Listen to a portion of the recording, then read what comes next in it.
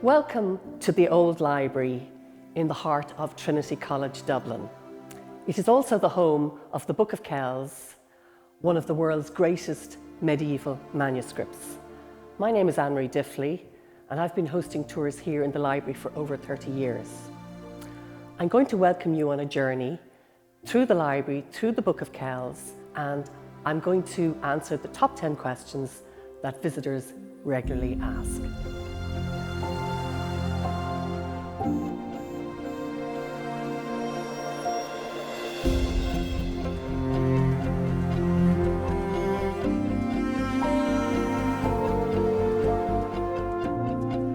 The Book of Kells is a beautifully decorated manuscript of the four Gospels of the life of Jesus Christ.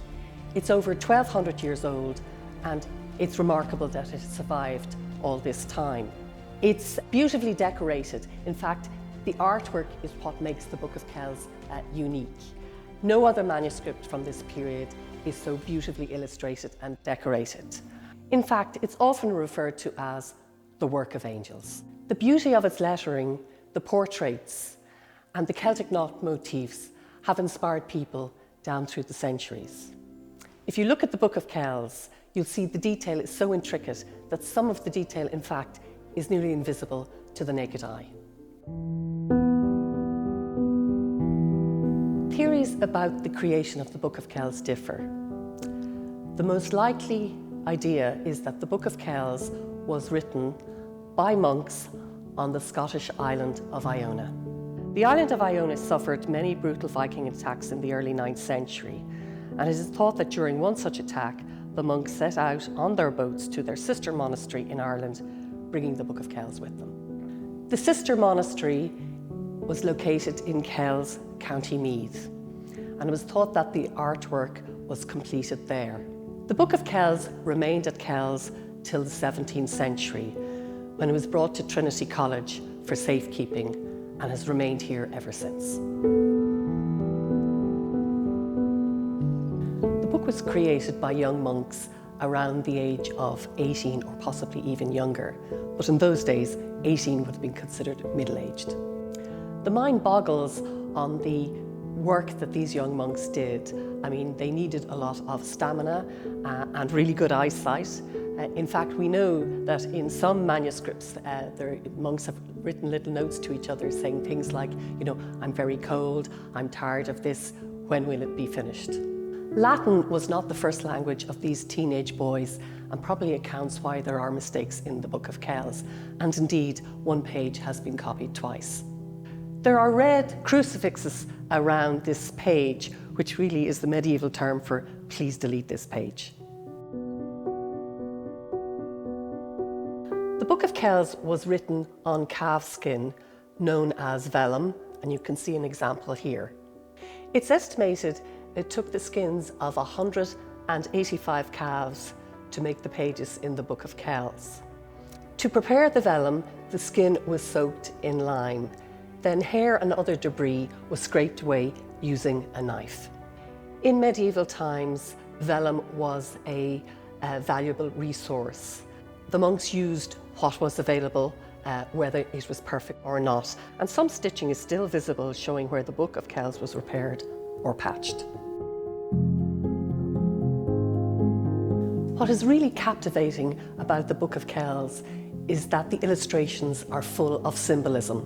For example, snakes weave their way through most of the pages of the Book of Kells, including the one here behind me. Snakes were thought to represent the resurrection because snakes shed their skin and are reborn. Peacocks feature in all the major pages in the Book of Kells and are thought to represent Christ's immortality due to the ancient belief that peacock flesh did not disintegrate. Lions also play a major part in the symbolism in the Book of Kells. According to ancient Christian texts, lion cubs were born dead.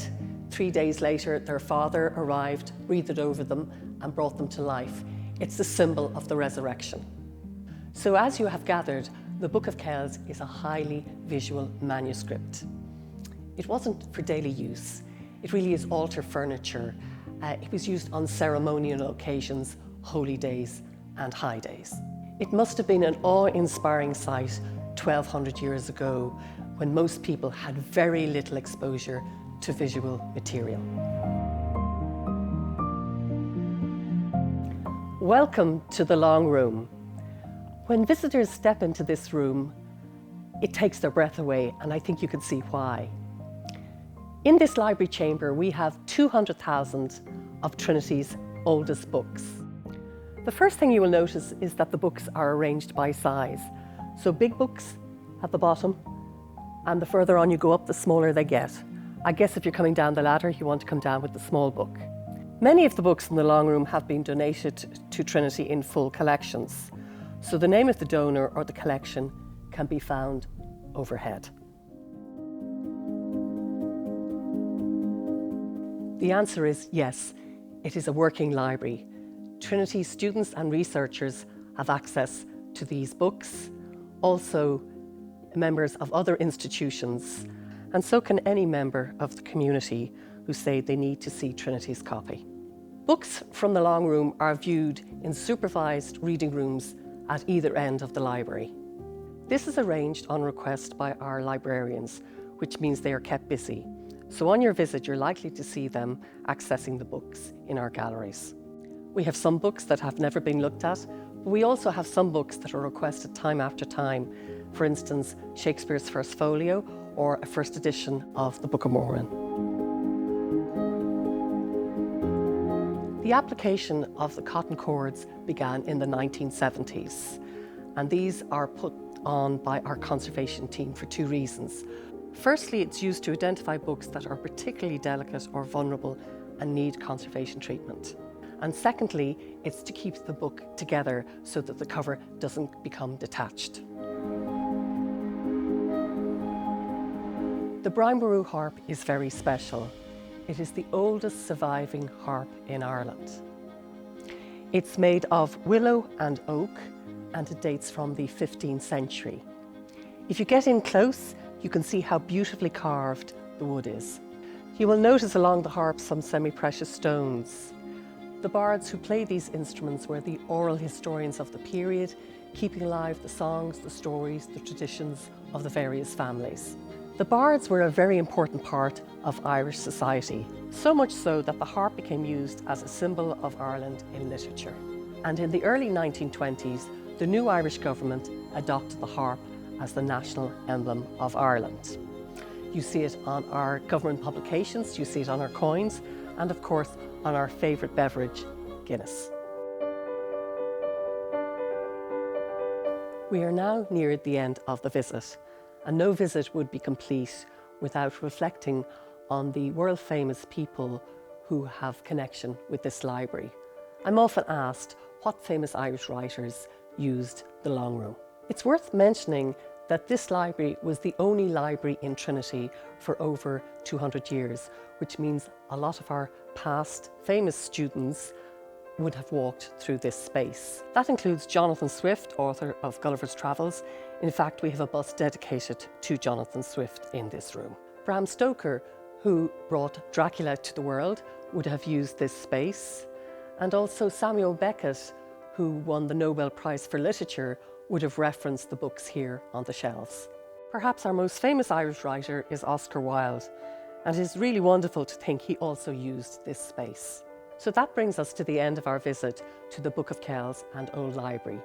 I hope you enjoyed the tour of the top 10 visitor questions that are frequently asked. If you want to learn more, book a visit, or have a Q&A, please go to our website at bookofkells.ie. Thank you.